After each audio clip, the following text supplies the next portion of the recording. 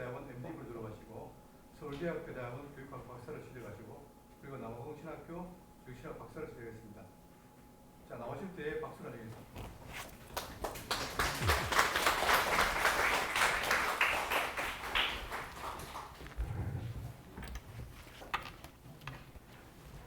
우리 하나님 말씀 한 절 보겠습니다. 하나님 말씀 창세기 1장 28절 말씀입니다.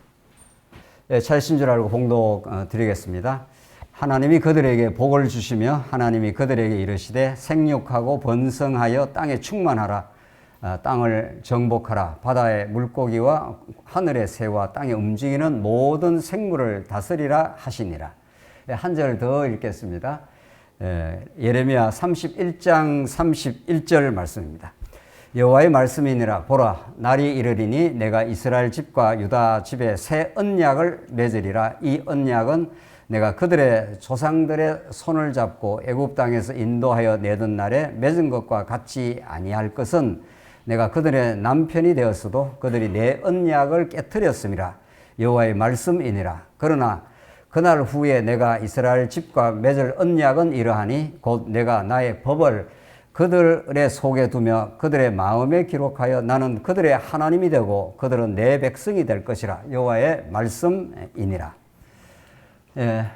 이렇게 우리 소중한 우리 대구 장로교 성도님들과 말씀을 나눌 수 있는 기회를 하나님 주셔서 너무도 감사하게 생각합니다. 오늘 오전에 조그마한 그 성경 공부 모임이 줌으로 있어서 대구에 이제 오게 됐다. 이렇게 근황을 간단하게 공부하기 전에 나누면서 대구에 오게 됐다고 이렇게 이야기를 했습니다. 대구에 오게 됐다고 하면서 대구가 뭐 육신의 고향이기도 하지만 더 중요한 것은 40여 년 전에 우리 이 땅에 말씀 운동이 시작되고 언약 중심의 성경 신학이 그 태동된 진원지 중에 하나로 봐야 되겠죠. 우리 말씀 운동의 고향 같은 우리 대구 장로교에 올 수 있어서 너무도 감사하고 귀하게 그렇게 생각이 들었습니다. 오늘 주제가 새 언약의 복음인데 새 언약의 복음을 복음답게 우리가 깨닫게 될 때 우리는 진정으로 이 고통 많고 광야 같은 이 세월이지만은 하나님 나라를 우리는 진정으로 누릴 수 있게 하시는 분이 하나님이시다 이런 건데, 복음이라고 우리가 너무도 소중하게 진리를 우리는 다른 말로 복음이라고 하는데, 복음이 쓰여진 그 시대의 그 맥락은 그러합니다. 우리 복음은 이제 성경이 기록될 때 사도 바울이 2000년 전에 기록될 때의 맥락은 로마 치하에 있었고 왕의 아들이 탄생했다. 이럴 때 그걸 굿뉴스라, 좋은 소식이라 이렇게 했습니다. 이건 너무 중요한 거죠. 어떤 한 나라의 그 시대에서는 이제 왕이 나라의 그 중심이고 나라의 운명이 그 왕에게 달려 있었던 시대인데, 왕의 아들이 탄생을 하지 않으면 그 왕조가 끊이지 않겠어요? 그럼 아주 심각하지죠. 그러니까 왕의 아들이 탄생을 하게 되면은 그걸 좋은 소식으로 온 나라 백성들에게 알려주는 겁니다. 이 왕조가 이제 굳건하게 그 아들을 통해서 계승이 된다. 뭐 이런 거죠. 우리 2조 왕조 시대에도 왕이 나오느냐 안 나오느냐, 그건 그 나라의 운명이 걸린 거 아니겠어요?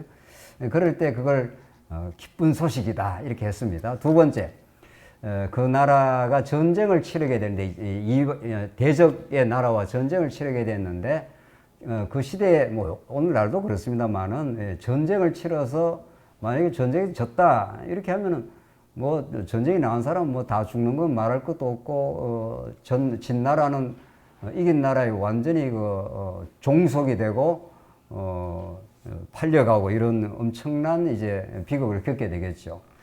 그런데 전쟁에 나가서 전쟁에서 승리했다 하는 것이 이제 소식이 들려오는 걸 굿뉴스라, 좋은 소식이라, 복음이라, 이렇게 그 시대 맥락에서 그랬습니다. 그런 그 시대 맥락을 이제 하나님께서 사용을 하셔서 복음이라고 이 땅에 메시아가 하나님의 아들이신 예수 그리스도가 이 땅에 출현한 것은 사단 권세 아래 아담 타락의 모든 인류가 죄악 가운데 종노를 합니다. 이것은 태어난 우리 운명이기 때문에 우리 스스로가 극복 불가능한 거죠. 사단의 종노릇하고 탐심의 노예가 되고 이 땅에 무엇을 해도 참 행복이 없습니다. 정말 그건 인생을 좀 살아보면은 주변의 인생들을 돌아보면 그건 너무 분명합니다. 한국이 잘 살지 않습니까? 잘 살아도 물어보면 잘 산다고 주관적으로 느낀 사람 별로 없습니다. 경제적으로 잘 사는데도 늘 내면이 허덕이는 거죠. 또 비교가 많고 경쟁이 많고 그래서 이 사단의 종로를 한다는 것은 이게 실제인데 이게 그 실제를 하나님 말씀의 깨달음과 감각이 없으면 그 실제를 실제로 잘 느끼지를 못합니다. 끊임없이 지금보다 더 나은 삶을 우리는 꿈꾸는 거죠. 그 허탄한 예레미야의 예언대로 말한다면 거짓 선지자들이 자꾸 더 좋아진다는 겁니다. 반드시 평화가 온다. 이 나라가 하나냐 선지자라는 선지자가 그 예레미야 당대에 있었는데 잡혀갔습니다. 이제 바벨론의 1차 침공, 2차 침공, 3차 침공 계속 지금 잡혀가고 있고 나라가 완전 패망의 지경으로 가고 있는데 뭐라고 그 시대 사람들한테 평화를 전달하는가 하면 괜찮다는 거죠. 2년만 있으면 돌아온다. 이게 이제 거짓 선지자들의 메시지입니다.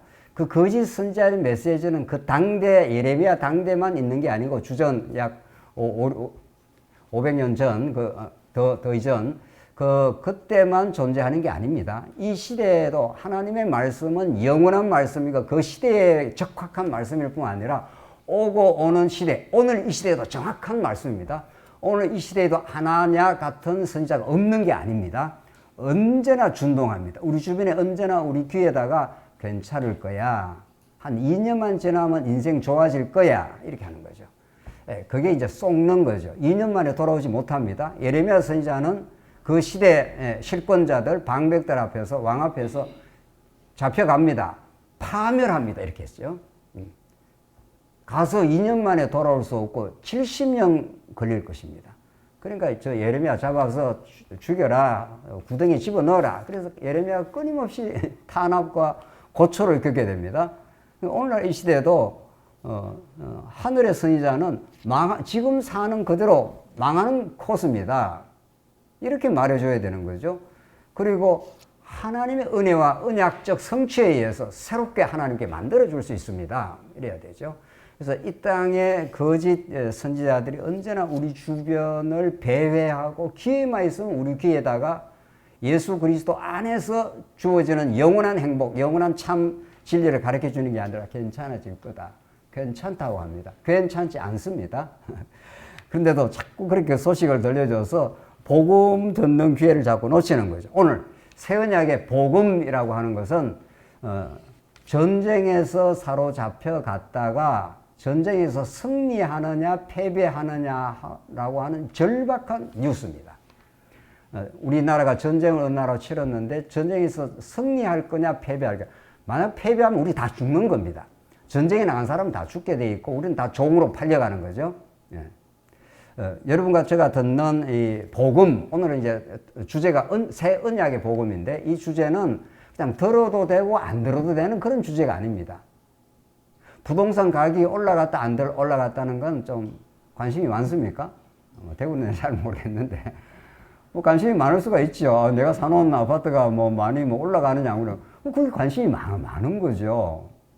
그거는 알아도 그만 몰라도 그만입니다. 우리가 살아가는데 잘 살 수도 있고 어떨 때는 못 살 수도 있는 겁니다. 다 그래도 다 살아왔습니다. 그거는 우리에게 절대적 조건이 아닙니다. 상대적 조건일 수는 있죠. 좀 올라가면은 좀 편하게 사는 거고 육신적으로 안 되면 좀 어렵게 살 수는 있지만 그게 우리의 인생의 운명을 여러분의 절대적인 가치를 삶의 이유를 결정해 주지 않습니다. 그러니까 모든 사람들은 거기에 매여 있는 거죠. 세상은 그렇게 매여 있는 겁니다. 그러나 하나님의 복음은 부동산 가격이 올라가느냐 안 올라가느냐 내가 건강하냐 안 건강하냐는 상대적 조건일 뿐이지 언제 죽어도 죽습니다. 우리가. 생로병사의 이 운명 같은 법칙을 아무도 못 벗어납니다. 여기 좀 연세 많으신 분이 계시고 상대적으로 조금 젊은 사람일 때 똑같이 죽습니다. 정확하게 한 50년 있으면 여기 아무도 없을 겁니다. 흔적도 없이 사라집니다. 그럼 그게 우리의 정해진 인생인데 근데 거기에다가 목을 메고 거기에 마치 인생에 무슨 절대적 가치가 있는 것처럼 그게 없으면 뭐 죽는 것처럼 이렇게 호들갑을 우리가 뜬다는 거죠. 조금 있으면 다 사라집니다. 그러니까 정확하게 그렇게 가고 있습니다. 태어나서 누구도 노화를 원치 않습니다. 하기야 뭐 요즘 예수 제대로 믿으면 뭐 적당히 살다 죽지 뭐 장수하는 거 그렇게 크게 좋은 거 아닙니다. 장수하길 바라십니까? 장수 오래 하는 거 그렇게 썩 좋지 않아요. 우리 예수 믿는 사람은 뭐 적당히 살다 가는 게 좋습니다. 예. 그러니까 생로병사라는 이 거역할 수 없는 삶의 철칙과 운명대로 지금 가고 있는데 거기에다가 모든 걸 걸고 있는 거죠. 예수 안 믿는 사람들이. 그러나 그 모든 걸 작정하시고 계획하시고 언약대로 하나님의 새하늘과 새 땅에 그 하나님 나라가 영원히 이루어지는 그 날을 소망하며 이 땅에 예수님이 찾아오셨고 우리에게 새로운 운명을 주신 거죠. 새 창조라 이렇게 너희는 예수 안에서 새로운 피조물이라 이렇게 한다는 거죠. 이런 것 제가 오늘 이 새 언약의 복음을 우리가 차근차근 따라가면서 이제 따라갈 때 그냥 오늘 우리는 그냥 대충 듣는 말씀이 아니라 이게 우리의 운명과 우리의 삶과 죽음의 문제와 살아야 될 이유와 죽어야 될 이유가 이 본문 안에 들어 있습니다. 이 진리 안에 들어 있습니다. 그래서 우리가 차근차근 한번 따라가 보시죠. 왜 우리는 새 언약을 우리는 이야기하게 되느냐는 거죠. 이제 교환은 우리가 자세히 읽을 수가 없고 교환은 이제 집에 가서 천천히 시간 날 때 읽으시면 되고 이 맥락을 따라가면서 하나하나 이제 짚어 드리겠습니다. 우선 목차를 한번 보시죠. 이 페이지 보시면 언약의 진리. 특히 오늘은 새 언약과 관계되기 때문에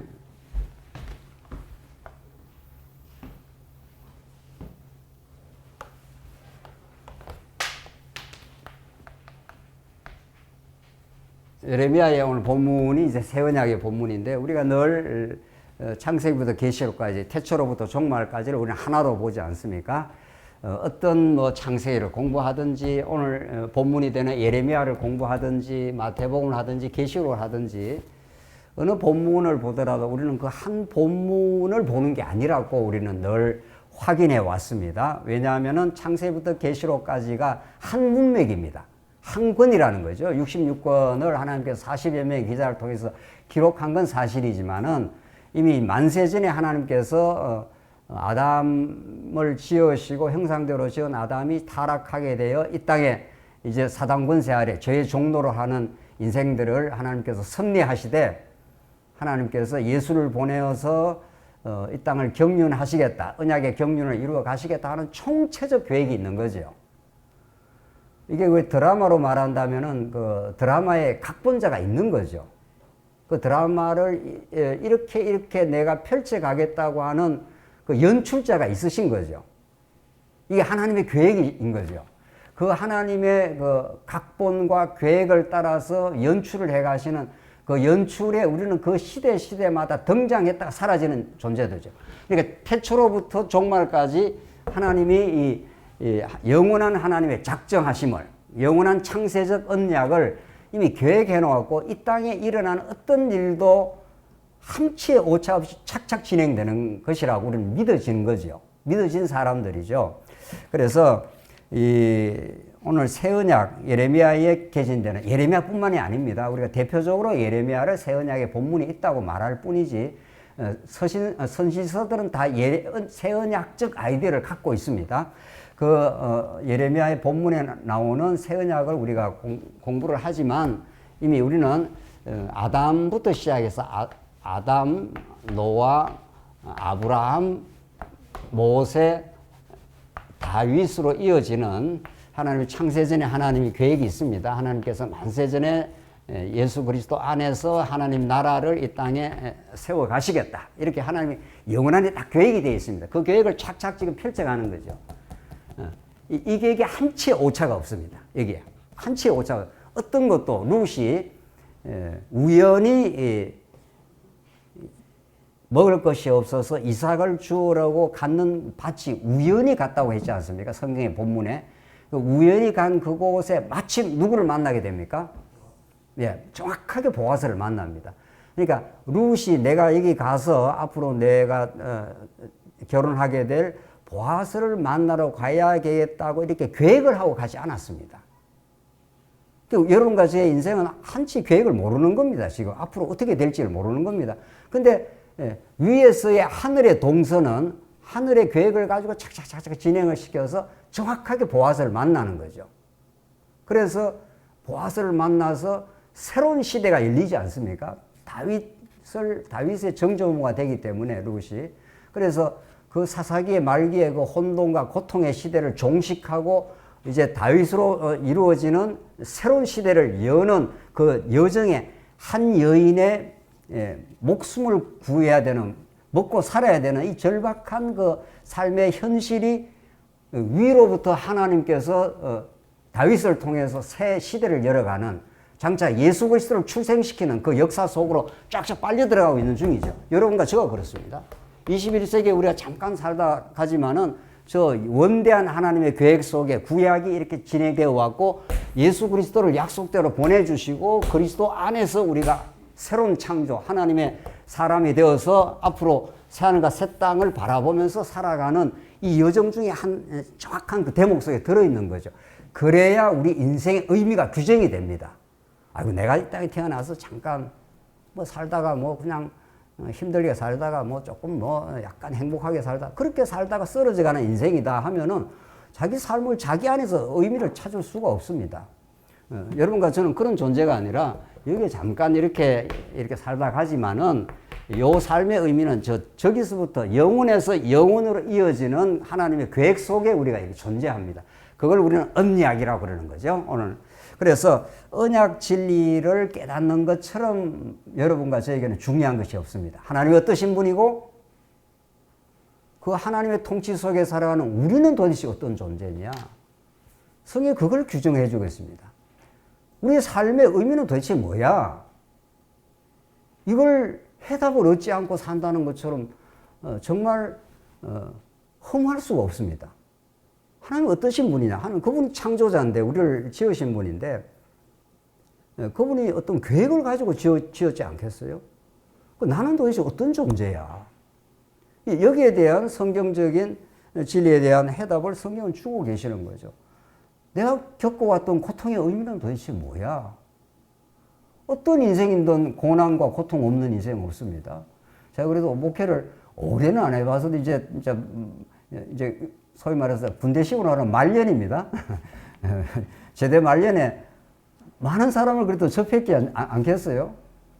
많은 사람하고 정말 이렇게 듣기도 힘든 고통의 이야기들을 들은 적이 많지 않아요? 야, 하나님께서 이 인생을 왜 이 땅에 이렇게 보내서 이렇게 겪어야 되나? 그게 의미가 있는 겁니다. 그 자체로서는 해답이 없는 것 같아도, 그래서 정말 언약의 큰 줄기를 의식하고 오늘 새 언약을 우리는 이해하고자 한다. 이게 첫 출발입니다. 오늘 우리가 말씀을 나누는, 하나님께서 창세 전부터 하나님의 계획이 계셨다. 이걸 하나님의 영원한 작정과 예정이라, 혹은 창세전 언약이라, 그 계획을 하나님이 아담에게 처음으로 계시한 겁니다. 이게 이제 오늘 쭉쭉 나옵니다만은, 그래서 아담을 거쳐 아담이 타락했음에도 불구하고 노아에게 그 언약을 확정하시고, 그 이후에 하나님께서 이스라엘 나라라고 하는 나라를 하나님께서 계획하신 것을 아브라함 언약이라 하고, 그 나라를 모세 언약의 방식으로 하나님께서 섭리를 하시겠다, 이런 거죠. 그래서 다윗 언약으로 이렇게 이어지는데, 오늘 새 언약에 대해서 우리가 심도 있게 시간 되는 대로 살피겠습니다. 이 페이지 보시면 한국교회와 세계교회는 치명적 위기에 처해져 있습니다. 한국교회가 얼마나 7, 80년대를 거치면서 양적으로 부흥을 했습니까? 그것도 뭐 하나님의 은혜라고 볼 수 있죠. 그런데 문제는, 근본 원인은 성경을 파편적으로 이해하는 겁니다.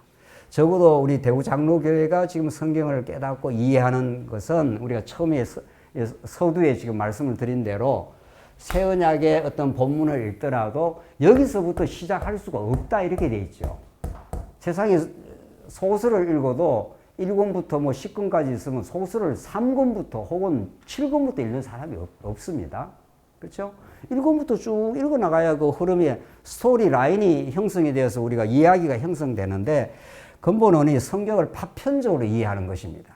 그러니까 성경을 보는 사람마다 귀에 걸면 귀걸이, 코에 걸면 코걸이가 되는 겁니다. 그러니까 여기서 이렇게 봐가지고 이렇게 자기가 노아는 이렇게 봐진다고 자기가 해석을 하는 겁니다. 성경은 노아를 이렇게 해석하는 게 아니라 하나님께서 아담에게 어떤 언약을 하시고 아담이 타락했음에도 불구하고 타락해서 죄에 빠짐에도 불구하고 하나님이 노아에게 내가 다시 언약을 세워서 견고하게 내가 약속한 그 나라를 내가 이루어 주겠다. 이렇게 하나님께서 하나님 편에서 계속 이렇게 약속이 이루어지는데 뭐 마음대로 읽는 거죠. 예. 마태복음 한 절 읽고 또 이야기하는 거죠. 또 뭐 로마서에 이렇게 하라 저렇게 하라 성경에 이런 명령 저런 명령이 있으니까 앞뒤 맥락을 다 끊어버리고 하면 그렇게 하면 그렇게 해석이 되는 것 같습니다. 특히 율법에 대한 치명적 오해입니다. 오늘 새 언약과 이게 직결되어 있기 때문에 옛 언약, 이 모세에게 주신 이제 옛 언약이 있고 이제 예레미야를 통해서 새 언약이 있습니다. 더 포괄적으로 말하면 옛 언약은 모세에게 준 언약만이 아닙니다. 구약 전체를 묶어서 구약이라고 하지 않습니까? 옛 언약입니다. 옛 언약의 방식과 새 언약이 어떻게 관련을 맺고 그것이 어떻게 예수 그리스도와 연결이 되고 여러분과 저에게 어떻게 적용이 되고 진리가 우리를 자유하게 하느냐 이런 문제가 걸려 있는 거죠. 그래서 이런 율법에 대해서 치명적 지금 오해가 있다. 이 옛 언약 율법에 대해서 이거는 종교개혁 이후 지금 500년 동안도 아직도 아삼파삼합니다. 좀 심각하게 말하면 오해가 많습니다. 아직도 예수를 믿고 나서 하나님의 거룩한 법이니 좀 지켜야 된다. 이런 말들을 아주 막 노골적으로 합니다. 제가 나온 총신의 모 교수는 십계명은 여전히 살아있는 법이다. 십계명이야 당연히 하나님께 거룩한 법인 거죠. 너무도 하나님께서 하나님이 자기를 계시하는 너무도 거룩한 법인데 그게 아직도 우리 예수 믿는 우리들에게 도덕법으로서 지금 항존하는 법이다. 이렇게 해버리면은 예수 믿고 나서 이제 그때부터는 참 자유가 없는 겁니다. 늘 지켜야 되는 법으로 우리에게 부담이 되는 외부에서 우리에게 이렇게 명령해 들어오는 법이 되어버리는 거죠. 이제 오늘 우리가 점점 이미 어느 정도 다 정리를 하고 계시겠습니다만은 이 율법을 도대체 어떻게 해야, 율법이라는 게 율법이 십계명 따로 떼가지고 여기 이렇게 21세기 우리한테 와서 되느냐는 거죠. 우리는 기본적으로 그렇게 정리하고 있지 않죠. 율법이라는 게 하나님께서 특별히 아브라함에게 이제 아담에게 하신 언약이 이제 아브라함으로 이어지는 거니까 아브라함에게 하나님께서 나라를 언약하신 겁니다. 이스라엘 나라를 내가 세워주겠다. 자손 땅 통치를 통해서 자손도 번성케 하고 땅도 정복케 하게 하고 내 허리에서 열왕들이 나와서 나라를 건설해 주겠다 하고 나서 이제 율법을 주신 거 아니겠어요? 그러니까 이 나라와 율법이 너무도 상관관계가 있는 거죠.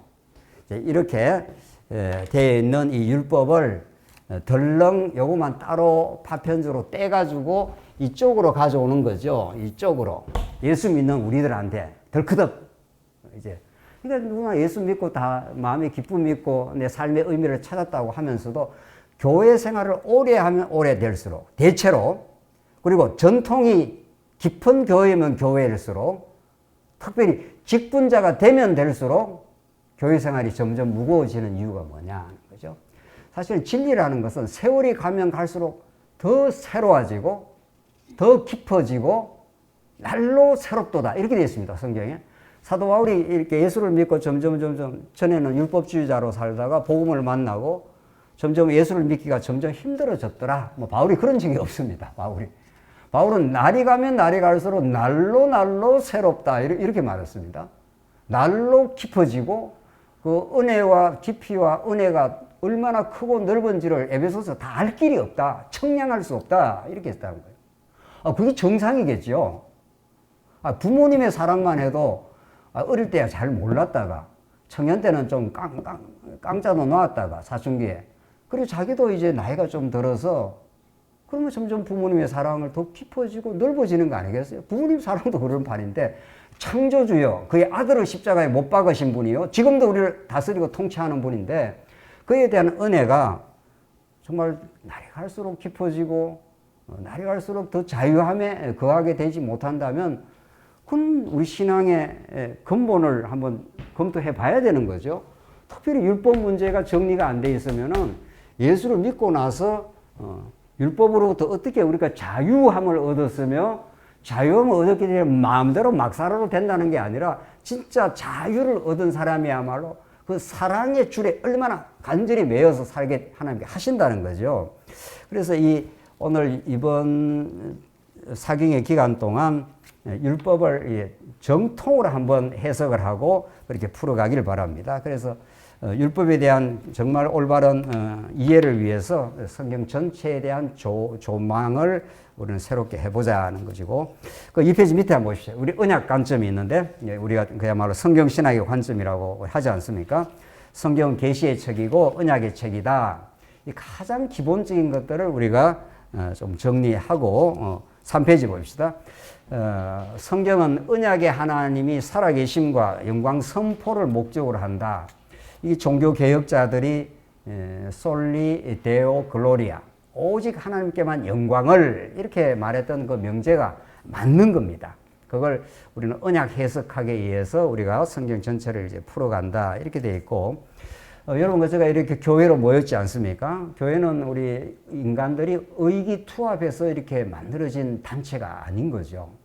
여기에 우리 목사님도 계시고 우리 장로님도 계시고 이렇게 다들 교회를 위해서 이모저모로 수고하고 섬기고 하는 이 모든 일들이 김아무개, 이아무개, 박아무개가 모인 것이 아닙니다. 오늘 성경이 말하는 대로 그리스도를 머리로 하는 언약적 하나님 나라가 교회입니다.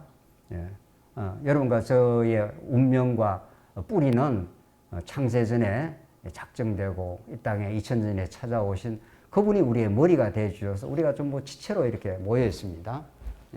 그분이 우리의 머리가 되시고 우리가 이렇게 지체가 되어서 어떤 사람은 손의 역할, 어떤 사람은 발의 역할, 각 사지백체의 모든 역할이 유기적으로 연합이 되어서 머리 대신 그리스도가 우리를 통치하고 계십니다.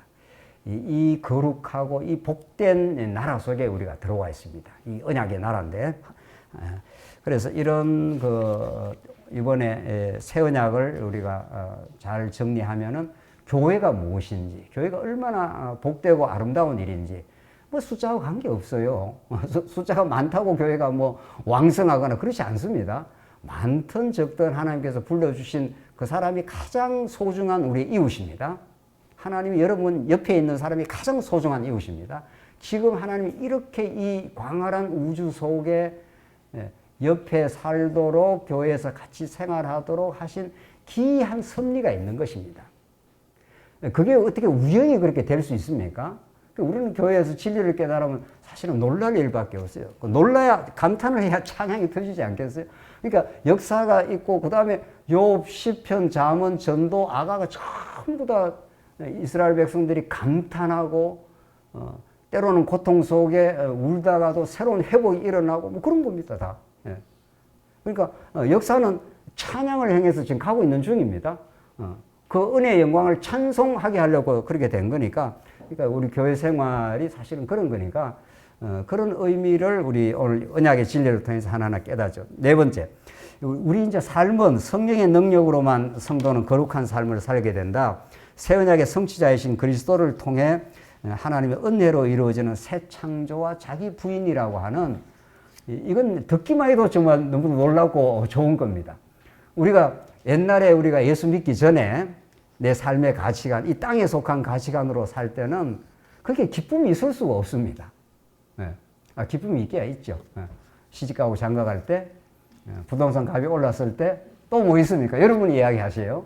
저는 하도 이제 오래돼서 이제 많이 잊어버렸는데 예수 믿기 전의 삶을 뭐 할 때 기쁩니까? 우리 아이가 좋은 대학 갔을 때 엄청 기쁘죠. 또 뭐 있죠?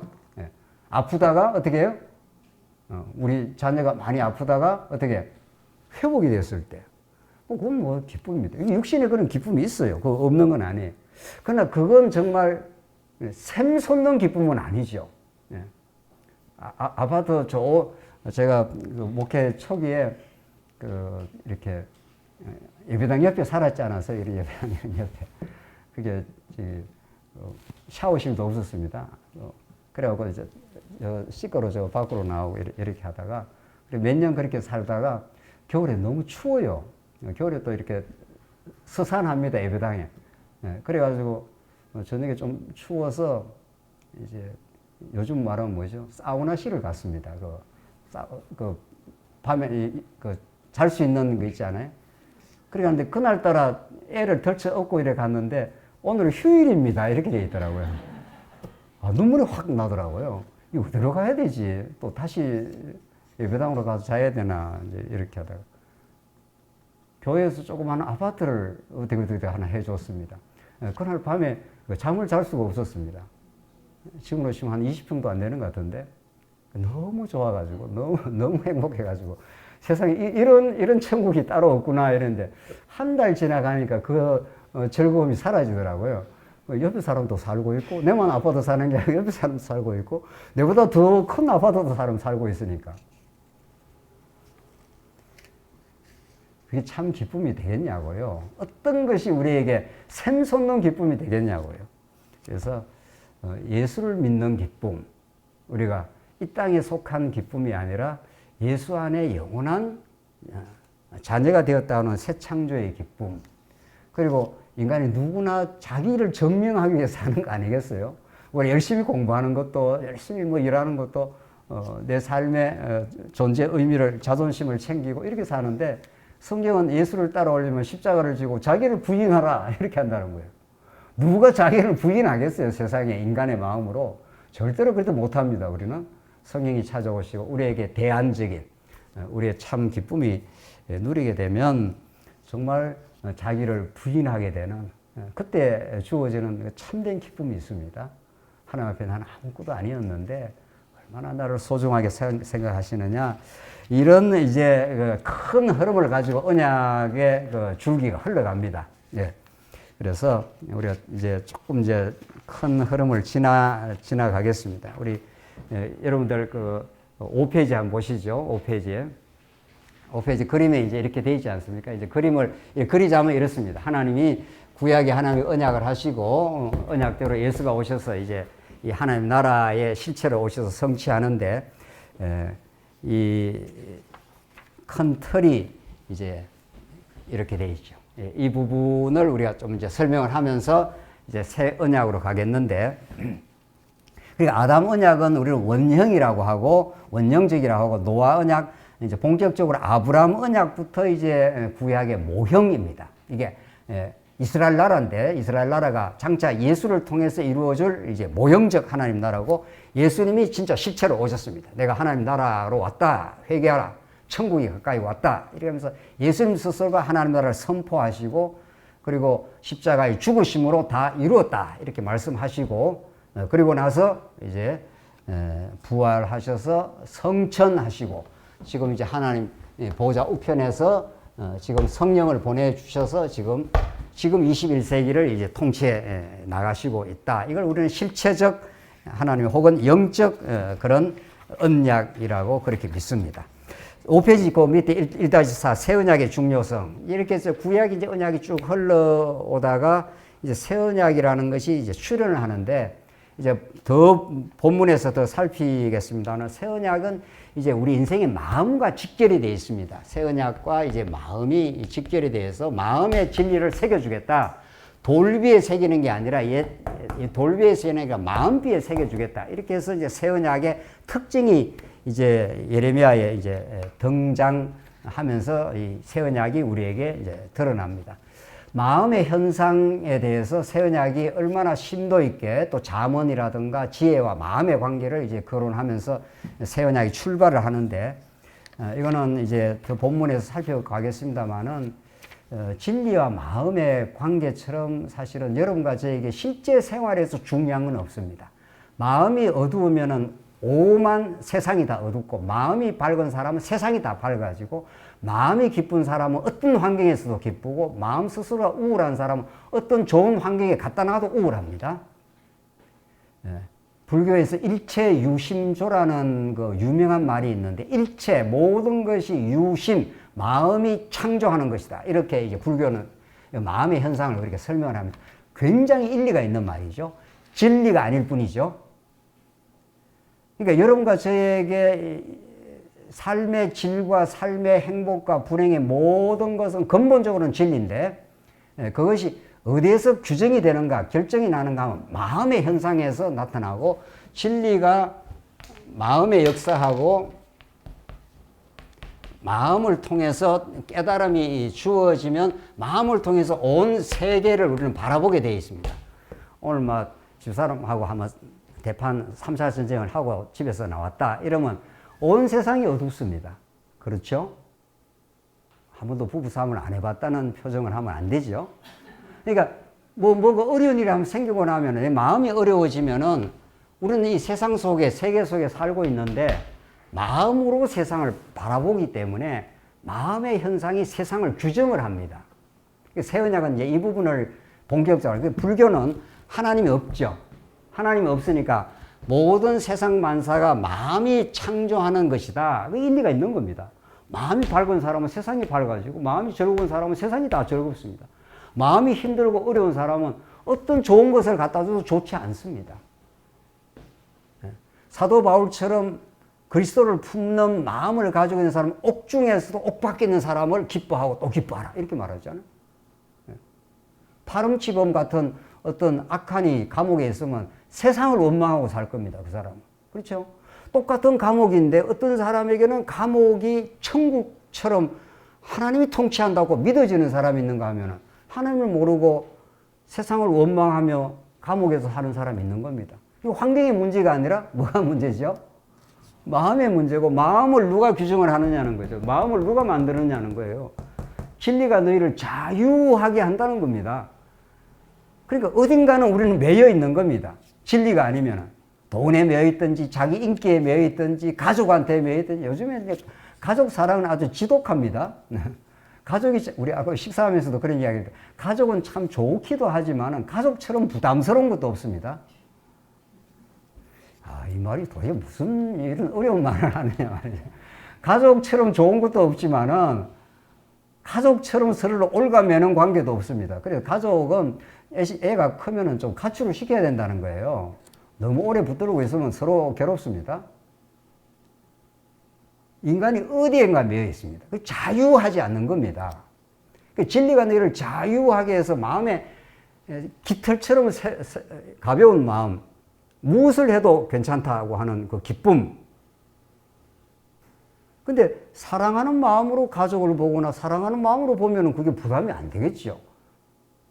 가족이라는 게 내가 컨트롤해야 됐다고 생각하는 그 순간부터 자기가 그 가족, 그 대상에 얽매이는 거죠. 그래서 우리 인간은 마음의 문제가 얼마나 중요한지 모릅니다. 마음의 문제. 이 마음을 누가 컨트롤하니까. 마음은 내가 가지고 있는 마음처럼 가장 안 되는 게 자기 마음이에요. 잠 안 오시는 분들이 있잖아요. 잠잘 때. 지금부터 잔다. 이렇게 하고 자면 되잖아요. 이거 안 된다는 거예요, 그게. 현대인들이 특별히 불면증 말이죠. 그게 자기가 컨트롤 못 합니다. 별 약을 다 쓰고 별별 해도. 그 모든 것들이 하나님이 살아계시고 하나님 우리를 사랑하시고 모든 걸 통치하시고 그분에게 모든 것이 달려있기 때문에 내 일을 온전히 맡겨진다 하는 거죠. 하나님이 살아가시는 자에게 잠을 주시는 건데 마음의 문제를 건드리지 않고 성경이 마음의 문제를 얼마나 많이 취급하는지 모릅니다. 그게 이제 새 언약의 말씀인데 이제 진리를 돌비에다가 새겨놓지 않고 마음에다가 새겨줘서 너희 마음을 해방시키겠다는 겁니다. 너희를 얽매고 있는 것들, 욕심, 탐욕, 시기, 원망, 모든 그 육체의 소욕들 말이죠. 거기에서 사단이 딱 쥐고 있기 때문에 거기에서 헤어나질 못하는 거죠. 끊임없이 상대방한테 좋은 평가를 받아야 되고. 그래서 어떻게 마음이 타인의 평가로부터 자유하지 않으니까 마음이 자유를 얻겠느냐는 거죠. 자, 새 언약이라는 것이 얼마나 그 마음을 자유하게 하고 해방시키고 진짜 우리가 예수를 믿는다는 게 하나님 나라가 뭐라는 것을 이제 새 언약이 우리에게 가르쳐 줄 것입니다. 이제 조금 지나가십시다. 새 언약이 그토록 이제 마음과 관련돼서 중요한 진리를 가르쳐 주는데 7페이지 한번 보겠습니다. 이제 7페이지로. 자, 오늘 어디부터 우리가 시작을 해야 새 언약으로 가는 거? 창세기 1장부터 3장입니다. 이것을 우리가 취급을 하고 우리가 말씀을 나누고 그 다음에 이스라엘 역사를 거론하면서 새 언약으로 그렇게 이제 전진을 하겠습니다. 창세기 1장부터 3장은 우리가 뭐 어떤 성경이든 다 중요하지만은 성경 전체를 이끌어가는 기관차와도 같고 성경 전체를 조망하게 하는 렌즈와도 같습니다. 창세기 1, 2, 3장에서 어떻게 복음의 원령이 드러났냐를 잘 이해하고 나면은 이스라엘 역사가 잘 정리가 되고 예수 그리스도 사건에 대해서 풍부한 설명, 균형 있는 깊이 있는 설명을 할 수 있습니다. 지금 학자들이 창세기 1, 2, 3장이 이게 수상한 본문이라는 거죠. 왜 1, 2, 3장이 있고 4장부터 가인과 아벨이 이제 타락 이후에 이렇게 역사가 진행이 되는데 이게 왜 하나님이 아담을 짓고 창세기 1장, 2장, 3장 이렇게 돼 있는데 이제 4장이 이제 3장에서 타락하고부터 타락이 계속 진행되는 거 아니겠어요? 가인이 아벨을 쳐 죽이고 이제 인간의 타락의 역사가 계속 진행이 되고 노아 시대에 그들을 다시 한번 언약을 맺어줘도 11장 가게 되면 바벨탑 사고 인간의 이루 말할 수 없는 하나님과 같이됨, 어리석음이 계속 전폭되면서 바벨탑의 사건까지 가지 않겠어요? 그런데 타락 이전에 하나님께서 3장에서 우리가 너무 잘 아는 대로 창세기 3장에서 아담이 타락을 하는데 타락 이전에 1장과 2장이 도대체 왜 필요하냐는 거예요. 우리가 좀 성경에 대해서 좀 궁금해야 되는 거죠. 그냥 우리가 뭐 하나님이 6일 창조를 했다. 그리고 하나님께서 아담에게 우리가 너무도 중시하는 창세기 1장 28절에서 하나님이 복을 주셨다. 우리는 그 복을 언약으로 해석을 하는 거 아니겠어요? 그러니까 아브라함에게도 하나님께서 복을 주셔서 내가 지시할 땅으로 가라. 네가 복이 될지라. 이렇게 그 베라카 하는 게 다 이제 똑같이 딱딱 나온단 말이죠. 노아에게도 마찬가지고. 아브라함에도 복을 주시고 노아에게도 복을 주시고 아브라함 복을 주시는데 창세기 1, 2장이 이게 수상한 장이라는 거죠. 이게 타락이 여기서 나오니까. 그러니까 오늘 새 언약을 이해하기 위해서는 이 모세 율법을 옛 언약의 대표격인 율법을 이해해야 되고 율법을 이해하려면 여기부터 이해를 해야 되는 거죠. 율법의 원형이 여기 들어 있습니다. 선악을 알게 하는 나무를 따먹지 말라 하는 법이 딱 주어지지 않습니까? 에덴 동산에. 그게 율법이라는 거죠. 율법의 원형입니다. 이거 따먹으면 죽는다. 사망을 선언했지 않습니까? 그와 대칭적으로 생명나무도 있지 않습니까? 그렇죠. 선악을 알게 하는 나무도 있지만 생명나무도 있죠. 그러니까 선악을 알게 하는 나무를 따먹으면 어떻게 됩니까? 우리 같이 하죠. 혼자 하면 힘드니까. 우리 대구 장로교 말씀을 많이 공부를 했으니까 잘 아시잖아요. 선악을 알게 하는 나무를 따먹으면 어떻게 됩니까?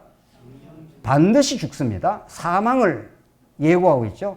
그 반대로 생명나무는 어떻습니까? 생명나무에 대해서는 말은 안 하지만 여기는 사망을 선언했으니까 생명나무는 요한계시록에 가면은 생명수 강가의 생명나무의 열매를 우리가 영원히 먹게 됩니다. 그렇죠? 그러니까 생명나무는 먹으면 어떻게 된다는 겁니까? 생명을 얻는 거죠. 그러니까 생명과 사망의 원리가 에덴 동산에 이미 들어있는 거죠. 그렇죠? 이게 다 수상한 본문인 거죠. 그리고 창세기 1장과 2장, 3장이 이게 4장부터 전개되는 말씀과는 좀 단락적으로 구분된다는 느낌이 확 생기는 거죠. 그러니까 유수한 학자들이 창세기 1, 2, 3장이 이게 좀 비상한 본문이다. 뭐 성경 다 중요한 거지만은 그 앞에서 어떤 복음의 원령이 들어있을까라고 웬만한 학자들은 그걸 주목을 합니다. 자, 오늘 그 주목되고 있는 본문의 말씀을 우리 조금 더 살펴보겠습니다. 우리 아주 쉽게 그냥 스토리로 하겠습니다. 이제 오늘 성경 볼 그런 시간은 없고 1장에 6일 동안 하나님이 천지를 창조했습니다. 첫째 날 하늘과 땅을 짓고 그 땅이 혼돈하고 공허하며 흑암의 깊음이 있었더라. 이거 뭐 심상치 않은 본문입니다. 하나님께서 하늘과 땅을 지금 우리가 보는 하늘 아니죠. 우리가 보는 하늘은 땅에서 나왔습니다. 그 셋째 날, 둘째 날, 그 다음에 궁창이 나오고, 그 다음에 셋째 날 이제 계속 그렇게 전개가 되는데, 그러니까 하늘과 땅을 지었는데 땅이 혼돈하고 공허하며 흑암이 깊음 위에 있었는데 하나님의 신이 수면 위에 운행하셨더라. 여기서부터 이미 세상의 참 빛으로 오시는 이미 예수 그리스도의 빛을 예고하고 있는 거죠. 그러니까 첫째 날부터 이미 언약의 빛을 담고 있는 거예요. 성경은 구약 전체가 예수 그리스도를 보내실 언약의 말씀으로 우리는 보는 거니까. 그렇죠? 그래서 땅이 혼돈하고 공허하며 흑암이 깊음 위에 있었더라. 이 혼돈과 무질서, 이 속에 하나님께서 하나님 나라의 질서를 이제 세우기 위해서 빛을 이제 첫째 날 보내는 거죠. 그래서 낮과 밤이 쫙 갈라지면서 질서가 형성되지 않습니까? 그래서 장차 오실 예수 그리스도를 예표하고 있고, 자, 이렇게 해서 둘째 날, 셋째 날, 자세하게 다 할 수 없고, 6일 창조에서 하나님이 자기 형상으로 아담을 짓습니다. 그렇죠? 하나님의 형상으로 지었다는 게 얼마나 중요합니까? 이게 500년 동안 하나님의 형상에 대해서 인간성으로 많이 이해했습니다. 뭐 인간의 기성으로 인간이 기성을 타고났다. 뭐 인간이 이성을 가지고 났다. 그거 아닙니다. 그건 아주 부차적인 이야기고 하나님의 형상을 지었다는 거. 형상이라는 것은 고대 시대 때 그 왕이 있으면 왕의 그 동상, 왕을 그대로 본딴 겁니다. 그 어원적으로. 그러니까 하나님의 통치의 능력을 그대로 안고 온 겁니다. 형상이라는 게. 그래서 아담이 하나님의 형상으로 지어졌기 때문에 이게 26장, 27장이 있고, 우리가 너무도 중시하는 창세기 1장 28절. 생육하고, 우리 같이 하시죠. 생육하고, 어떻게 해요? 번성하고, 땅을 어떻게 해요? 정복하고, 만물을, 피조 만물 전부를 어떻게 해요? 다스리라. 그러니까, 생육하고, 번성하고, 땅을 정복하고 만물을 다스리라는 이걸 지금까지 개혁신학에서는 문화명령이라 이렇게 규정을 했다는 거예요. 하나님이 인간들한테 문화를 창달하라고 이렇게 했다는 거예요. 이게 지금까지도 학자들이 그냥 무비판적으로 수용하는 말씀입니다. 최근에 좀 달라졌습니다. 톰 라이트라고 하는 신학자 몰라도 됩니다. 하여튼 좌우지간 좀 유명한 톰 라이트라는 학자가 이걸 소명 언약으로 해석을 했습니다. 그것도 뭐 크게 다르지 않습니다. 문화명인과 크게 다르지 않아요. 그러니까 하나님이 인간한테 이렇게 저렇게 하라고 했다는 거예요, 자꾸. 물론 그 문법은 생육하고 번성하라, 땅을 정복하라, 만물을 다스리라 이렇게 명령을 했죠. 하나님이 아담에게. 그러면 아담은 누구냐는 거예요. 아담이 누구죠? 아담이 우리의 인류의 조상이기도 하지만 성경에서 아담을 짓는 게 궁극 목적이 아니라 아담을 창조한 건 하나님의 형상으로 창조했기 때문에 누구를 지금 보내주겠다는 뜻입니까? 마지막 아담, 예수 그리스도가 이 하나님의 만물을 통치하고 교회의 머리가 될 것을 이미 형상으로 지은 아담 창조에서부터 오실 메시아를 진짜 만왕의 왕, 만물을 다스리는 에베소서의 표현대로는 만물 위에 교회가 있고 교회의 머리로 오신 예수 그리스도를 우리 교회의 머리로 하나님께서 보내주신 것이니까.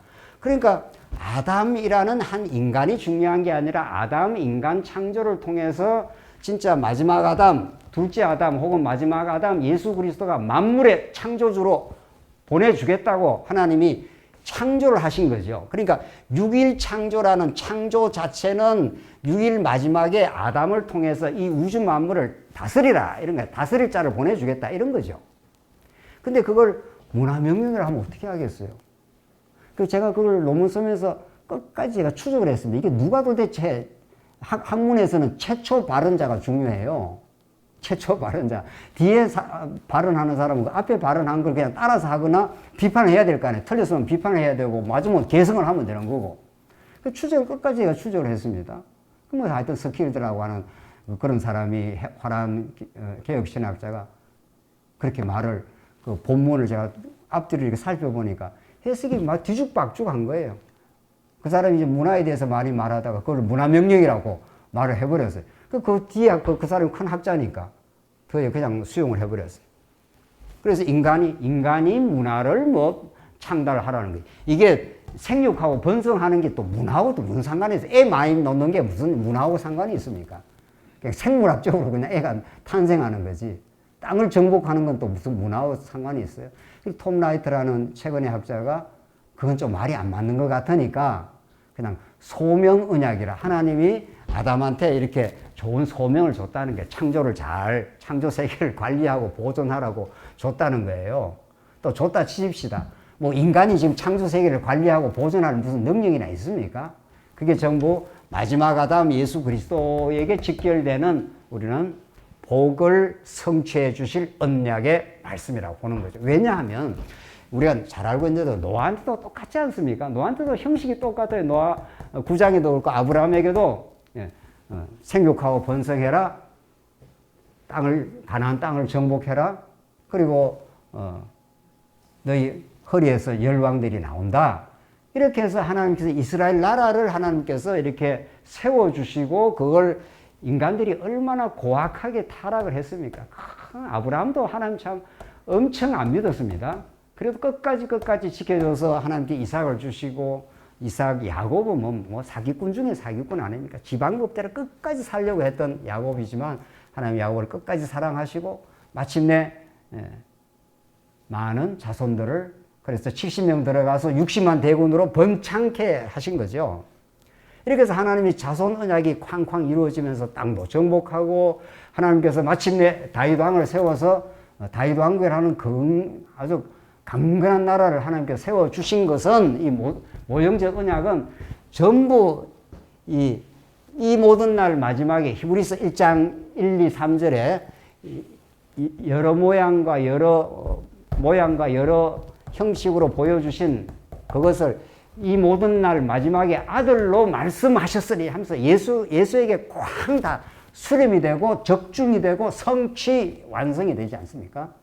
우리는 그렇게 이 말씀을 보는 거죠. 그래서 창세기 1장 28절이 우리는 그렇게 중요한 본문이다. 그런데 28절만 중요한 건 아닙니다. 우리가 그동안 우리 말씀 운동에서 1장 28절을 굉장히 중요시했는데 창세기 1장 26절에서 27절 형상도 중요하고 이 28장 나라도 중요하고 29장 이건 한번 찾아보고 지나가죠.